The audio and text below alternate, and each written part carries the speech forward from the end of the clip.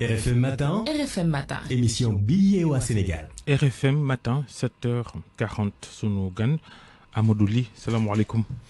waaleykum salaam Babacar. ñu ngi lay dalal jàmm ñu ngi nuyu Georges Amadou Ly directeur général Akilee di société boo xam ni buñ ko fàttalikoo amoon ngeen fi coow ak Senelec ak compteur yu bees yu ngeen fa doon indi yu ànd ak xarala dinañ waxtaanee mbirum courant ci dëkk bi dinañ waxtaanee politique waaye boo nu ko mayee ñu njëkkee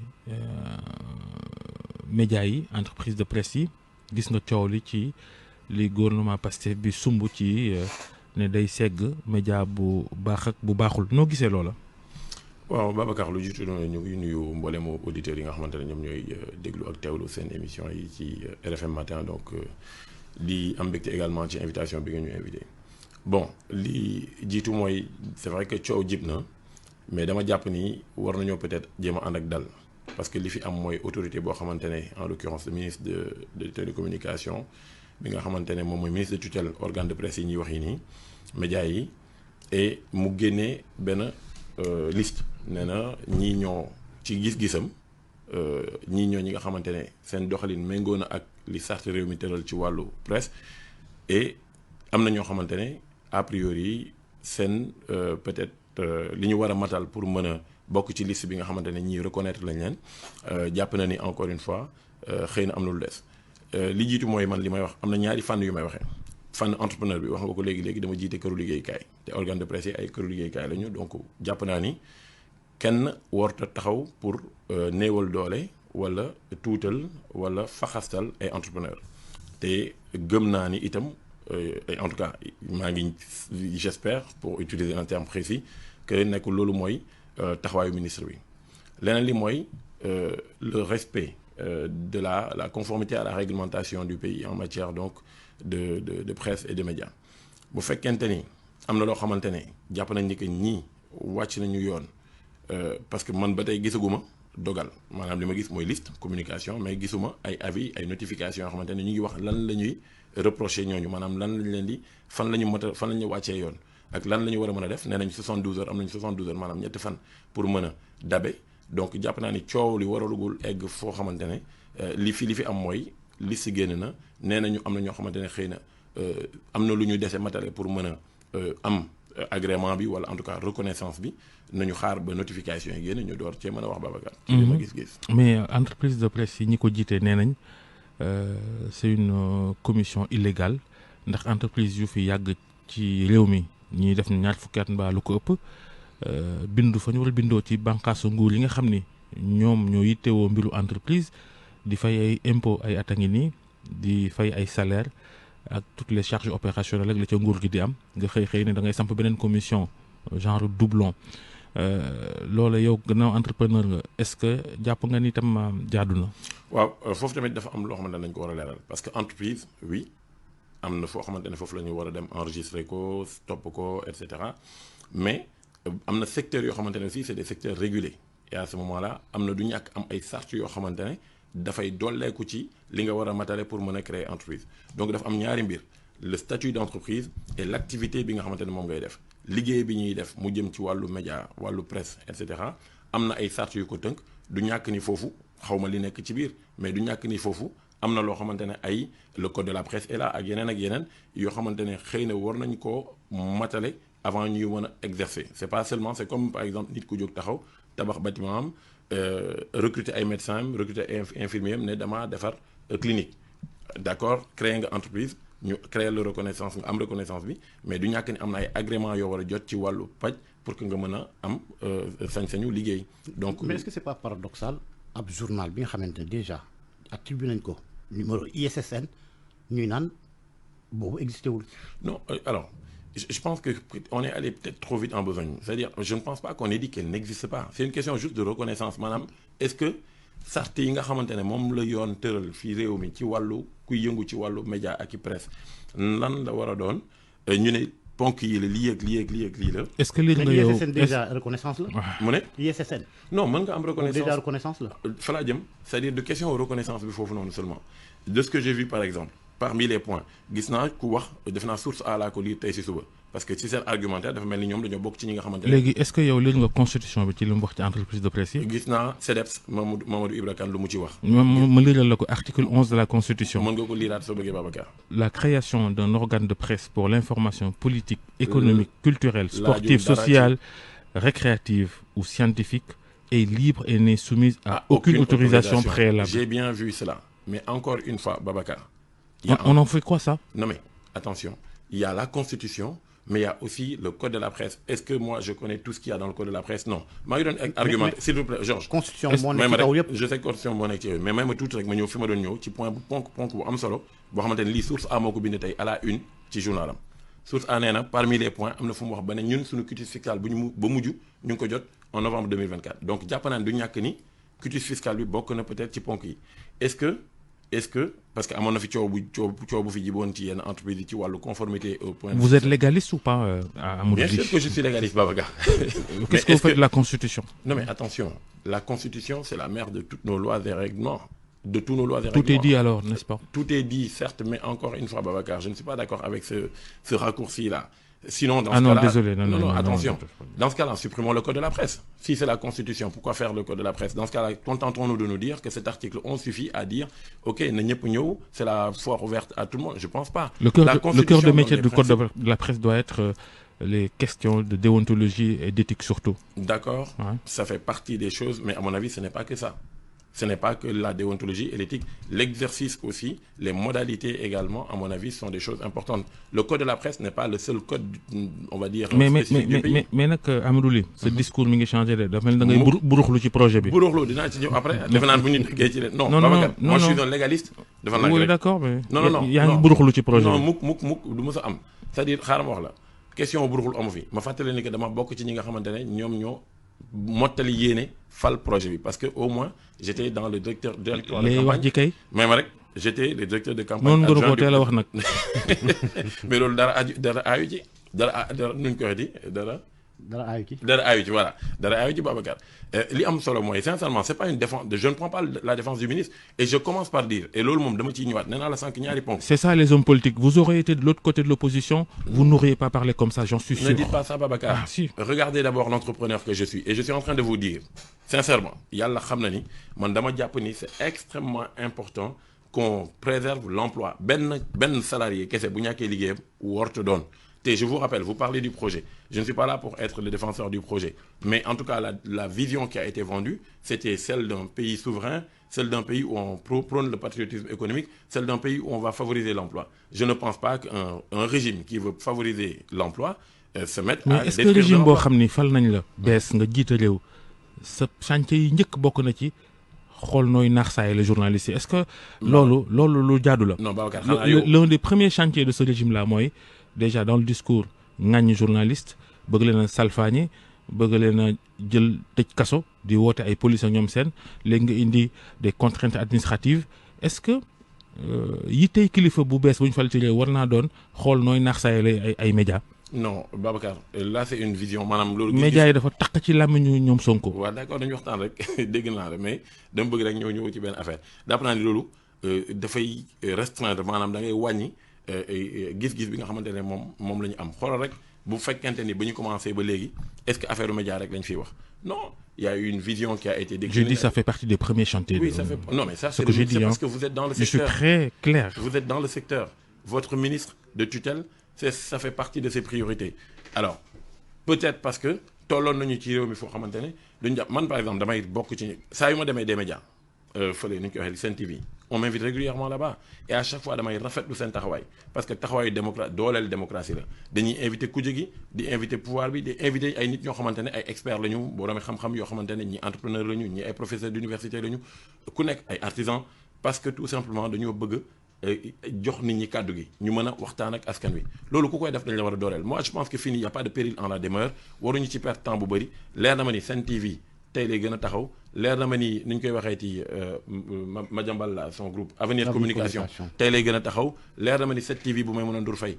tey lay gën a taxaw daf ma leer ni midi maa la ko wax boo bëggee ñu signé ko tey ces gens-là ne vont pas disparaître de l'espace médiatique foo jaar dinañ fa wax donc bu ñu perdre son temps ci loolu il y a tellement de chantiers wax nga ko il y a tellement de chantiers plus prioritaires et je pense que nous devrions aussi essayer de parler de cela. léegi yow yaay DG Akile Essa président parti Yeesal en marche leader coalition Wareef yow noo bokkee ci projet bi am parti bu demal boppam ci législative jaare ko ci coalition Wareef léegi nga ñëw bëgg a jëlaat place ci biir projet bi loolu moom noo ko mënee. non Babacar loolu daf ñu indi ci dëggu bi ñu war a dugg ci politique ci changement rupture bi ñu soxla ci réew mi loolu buruxlukat yi ngay waxal man bokkuma ci ñuy buruxlu man li ma boole woon ci coalition Diomaye président mooy son excellence ba muy nekk candidat yàlla def mu nekk en prison mu woo ma ba gannaaw ba ma jéemee dem ci présidentielle bi ma dem ba deuxième tour parrainage ñu téye ma deuxième tour lañ ma téye à la défaveur d'un mauvais tirage au sort j'étais 87e sur 93 mu woo ma ne ma seetaan naa la nangam ak sangam et cetera bu doon sama sago nga ñëw ñu ànd ci liggéey bi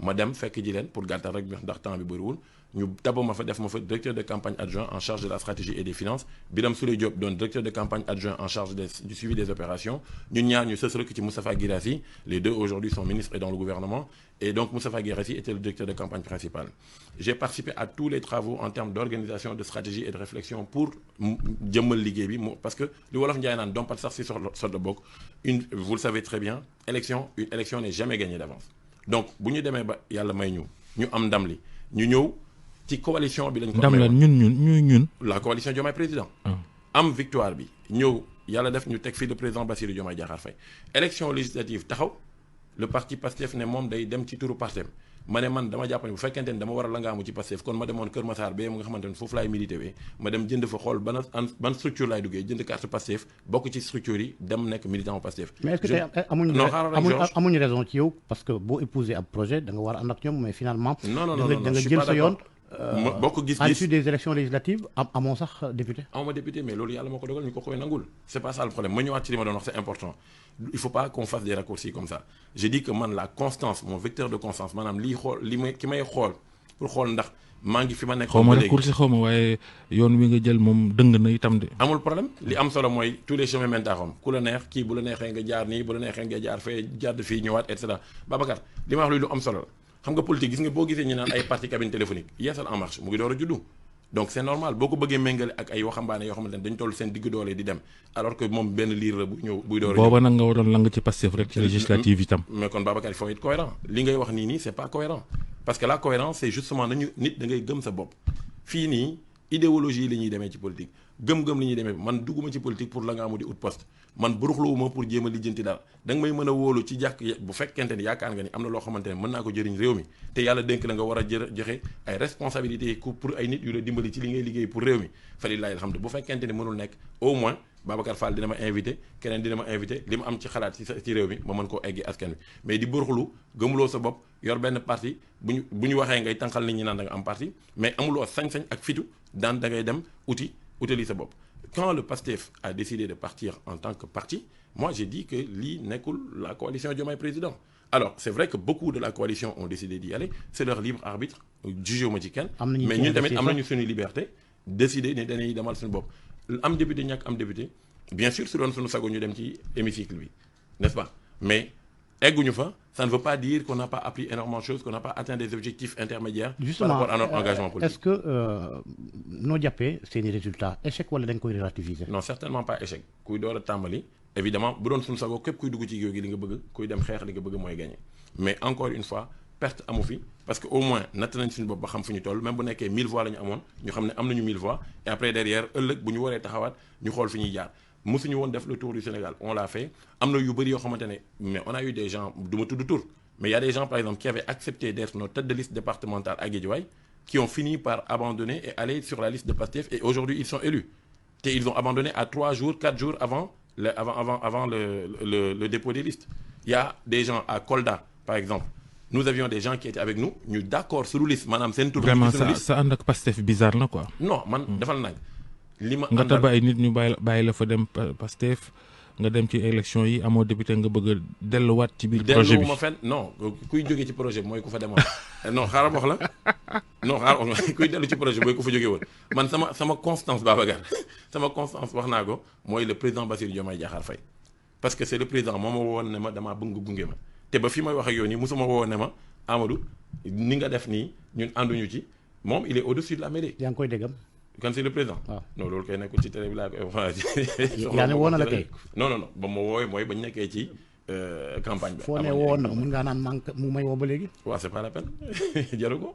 Georges loolu kay jarul may wax ndax maa ngi dégg président mi dégguma président. c'est pas on a remarqué temps yi une présence des entrepreneurs des hommes d'affaires ñuy dugg ci langue politique gi lu waral loolu et c'est pas pour préserver leurs intérêts.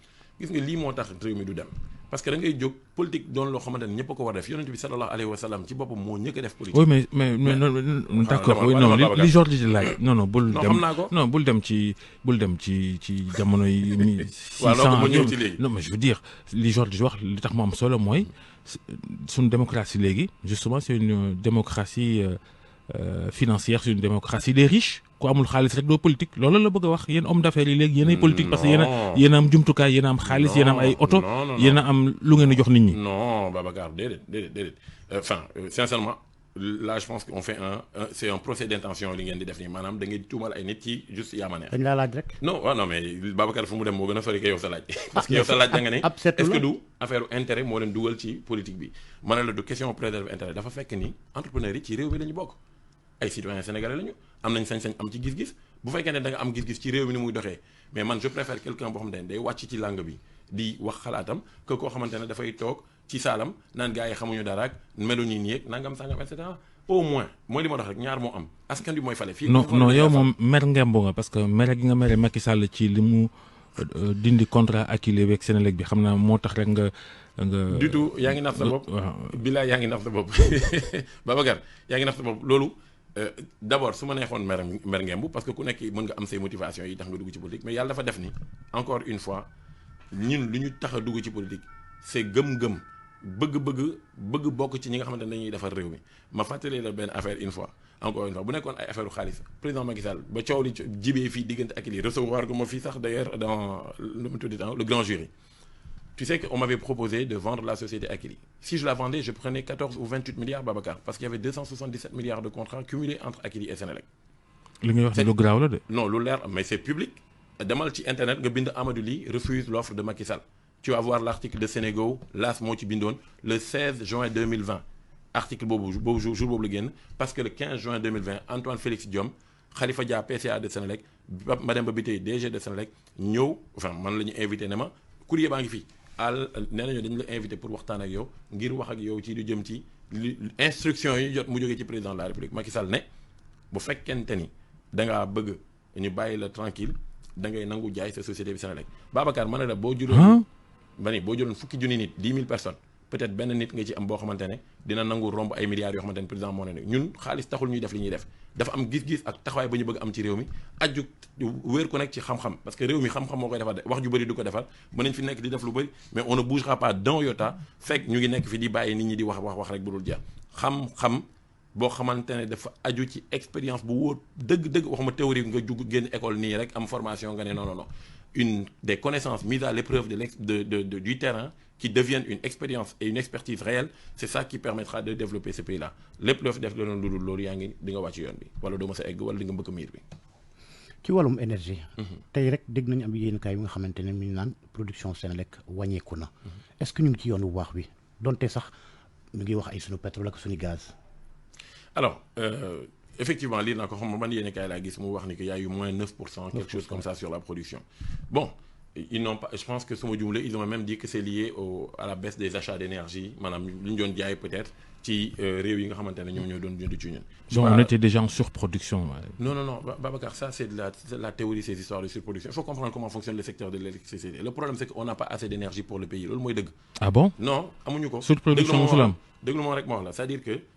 Le mix énergétique tout ça fait rien. Mais s'il te plaît sinon on va mélanger defe naa da nga bëgg a leeral askan wi c'est-à-dire on peut pas prendre juste des mots comme ça surproduction mix énergétique et après ça ne marche pas le secteur de l'énergie a une règle une équation de base à satisfaire mooy lan l'offre doit toujours satisfaire la demande en permanence parce que rarement on peut stocker l'énergie maanaam énergie courant du yombul ni pour nga denc ko il faut nga def ay batterie dugg na fii génn donc li ñuy def tout le temps mooy bu demande bi yéegee maanaam ñun ñuy jëfandikoo courant bu yéegee centrale yi nañ leen taal pour ñu indi courant bi bu demande bi wàccee nañ ko wàccee ce qui fait que y a des moments dans la journée yoo xamante ne yow am nga say centrale yoo xamante ne installé nga ko soxla mu mën a produire courant bi mais yow say demande mata eggul foofu donc bu la keneen waxee sa voisin Gambie Mali machin Mauritanie nga jaay ko mais ça veut pas dire que tu es en surproduction ou alors si tu es en surproduction c'est ponctuellement. La vérité, c'est qu'il y a des moments dans la journée où tu n'es pas capable de produire. Sinon, Babacar, nan ngay waxee ni da nga nekk surproduction ba pare jël benn bateau turc nekk fini nga ciy sànni ay centaines de milliards ñu ciy perte xaalis bu dul ce bateau-là c'est un scandale. mais c'est un scandale. mais